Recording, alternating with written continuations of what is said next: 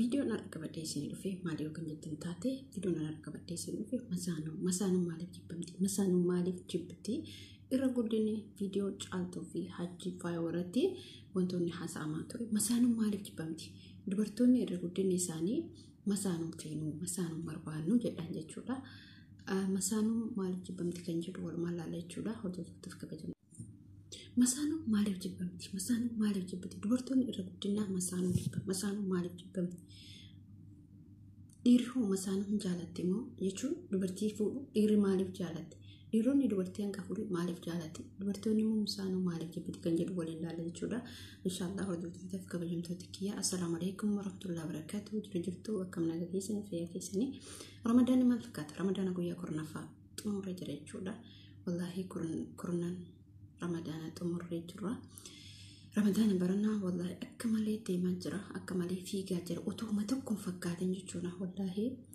isin jechuu barbaada bakkoon jirtanitti rabbiin isin bira haa jiraatu Ramadana kanallee rabbiin nurraa haa qeebalu akkasii isin jechuu barbaada har'a wantoonni waliin laallu akkuma beekamu waa'ee masaanuu maaliif namoonni masaanuu maaliif jibbaa dubartoonni irra guddina masaanuu maaliif jibbiti dubartoonni tokko mootuyyuu dubartii takkatu maal jedhe isinitti fakkaata inshaallah dhumarratti isiniifaa masaanuu hedduu jibbiti dubartoonni jechuudha sababni isiin masaanuu jibbituu fi har'a waliin laala jechuudha tokkoon kan waliin nuti ilaallu sababni dubartoonni masaanuu jibbaniif nyaata dhugaatii waan biraa miti isin hagalu akkasuma jechuun injiraa miti wanti isaan masaanuu jibbaniif waan xiqqoodha garuu asirratti maal isinitti fakkaate buleen kiyya nuti dubartoonni akkuma dubartoota jettu tokko dhiirri akkasuma jechuudha garuu maaliif masaanuu kana jibbanii wanni masaanuu isaan jibbisiisu maa'ini kan jedhu waliin ilaalla immoo masaanuu karaa hedduutu jira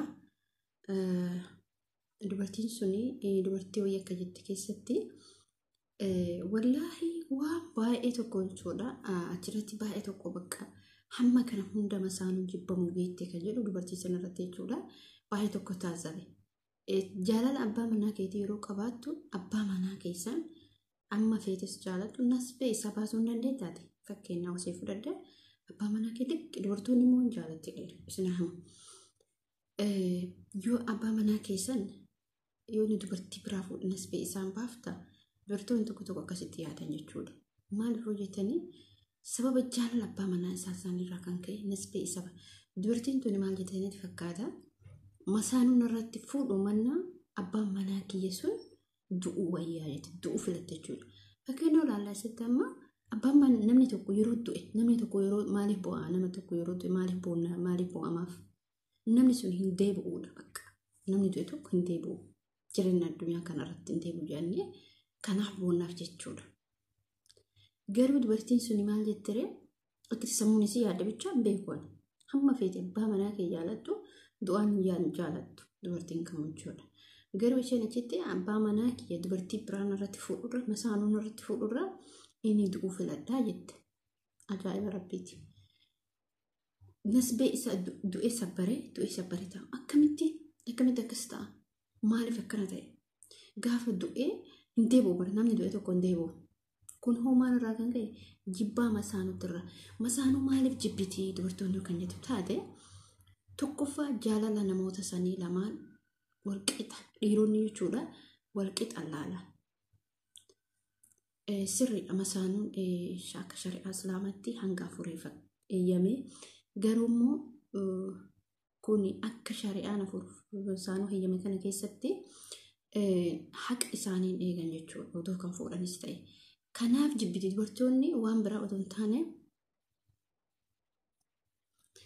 ifama kanarraa kan ka'e dubartoonni masaanuu wanni isaan jibbanii fi walqixxaan laaluu uffata isii bituu isiin bituu bakka karaa hundaanuu garaagarummaatti nu laala keessa isiitti beekaa garaagarummaatti nu laala kan jedhan keessa isaaniitti uuman jechuudha garuu anillee beeka masaanuun jaaladhu dhuguma rabbi dubbachuu masaanuun jaaladhu masaanuu jechuun hamtuudha akkuma naannoo irratti arguu dandeettaa masaanuu jechuun bakka hin ulfaata garuu dubartiin sun waan akkasittii fi gaafii isii deebii gaafatamillee jaalala duraan naaf qabu san narraa hir'isaa deemaa. Iddoo naaf hin qabu, yeroo naaf hin qabu, yeroo na tabsiisu hin qabu, yeroo na wajji haasawu sirriidha.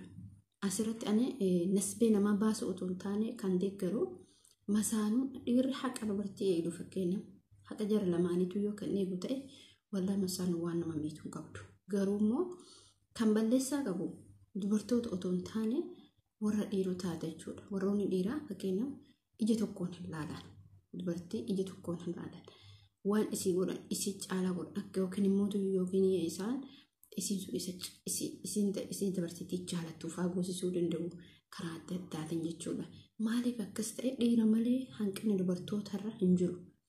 Otoo inni waan hundumaa uffatarraa waan godhuufirraa yeroo taphasiisu yeroo ittoo bashannanaatti bakkuma hundaa otoo ija tokko laalee jedhee inaaffanuu jiru jechuudha.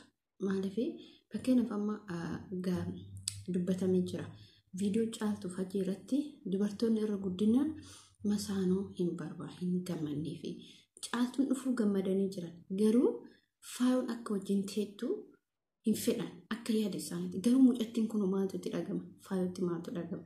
Anaatii keessatti faayoo garaana nyaate maaliif hundi isaaniitu murtee isirratti murteessan. Sababni murtee isirratti murteessanii otoo faayoo gadi hin dhiisin waan otoo caaltuu Hajiin gadi hin dhiisin waan faayoon itti dabalanteef ta'e waan isaan irratti murteessan. Garuu hundi isaaniitu ani masaanuun barbaadu jedha. Maaliif kun dhiibbaa guddaatu dhufa. Jireenya biyya baqaa keessatti dubartii namni dhiirri tokkichi dubartii lama jechuun jireenya Yamanii sanuu jireenya gaxaanaadha. Otoo san qofa hin taane bakkuma hundattuu masaanuu dubartoonni hin jibbite. Walumaa galatti yoo fudhanne masaanuun hamtuudha. Garuu kan hamtuu taasisu dhiira malee dubartoota miti. Dhiironni gaafa masaanuun fuunettan haadha manaa keessan yoo ija tokko laaltan wallaahi wanni hir'atu tokko illee hin jiru. Wanni namarra duubatti deemu tokko illee hin jiru. Wanni inaafamu tokko illee hin jiru. Garuu immoo asirra masaanuu lamaa sadi fuudhurra otoo takkittii qaban san jiru bareedduu isii jiraachisanii. Jiru bareedduu isii jiraachisan wallaahi dhasiin baay'ee tokkotti gammada. Maaliif dubartoonni baay'ee tokkotti gammaddi jechuudha. Waan dubartoonni isin barbaaddu kunuunsa barbaadde jechuudha. Akka tureen isirran buune, akka isin mufachiin, akka isin gufachiin. Dubartoonni kana barbaadde 5, 4, 3 ol guureen 2 fuudhee uummata akka bu'aan qabdu. Baree namoonni wanta qaban dubartii haadhominaa isaanii kunuunsifatatu jira jechuudha. Amma akkuma sitti dhuftee yoo asii jaaladhetta fakkeenyaaf anillee hoo sin jaaladhee dhedheetee jaalattaa dhedheetee itti heerumtaa bakka akkam bakka waldaa hin ulfaata masaanuun baay'ee ulfaata jechuudha obboloota koo masaanuun waldaa otoo namatti hafe isin jechuu barbaada hordoftoota fi kabajamtoota kiyya masaanuu rabbiin irraa haa qabu. Dhiironni mootuyyuu dubartii hedduu fuudhura takkitti maqaban san kunuunsifatanii jajjabeeffatanii karaa bakka isima san akka bakka hin jiraa miti isima san utoo akkuma daa'imaatti jechuudha dubartiin akkas barbaadde dubartiin kunuunsa barbaadde.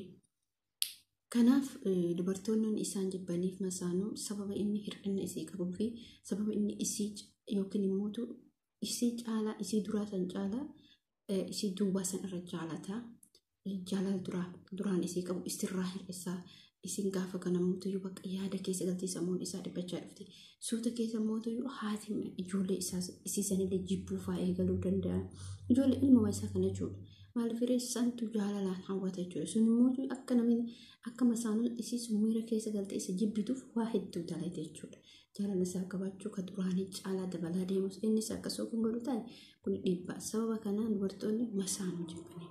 Masaanuu kanaaf malee waan biraatiif miti obboleen kee agartanii masaanuu jechuun namni dubartoonni irra guddina masaanuu waan jibbitu abbaan manaa isaanii sun jaalala isii duraan qabu sun ni hir'isa malee waan biraatiif miti. Kanaaf jechuudha warroonni masaanuu jaalattanii warroonni abbaa manaa keessanitti fuudhuu barbaadan itti fuudha. Garuu mootuyyuu maal wanti godhuu qabdan isin mootu jechuudha. Abbaan manaa keessa sun ija isii ilaaluu saniin ilaaluu qaba. Waan isii ta'u isii yoo adii bitee adii yoo diimaa bitee diimaa yoo gurraacha bitee gurraacha yoo hin qabaanne ani wanta akkan qabu yoo jedhee birrii 100 isin kenna jaalala waan dalagu hundumaa yoo ifaan dhibbaan dhibbatti isinitti jaalala addaa isinii qaba isin lachuu yoo himuutiyyuu tanaadhoo isaan kenne kun jaalalan jedhamu miidhaa dubartoota irraan gahaa isin jechuu barbaada dubartoonni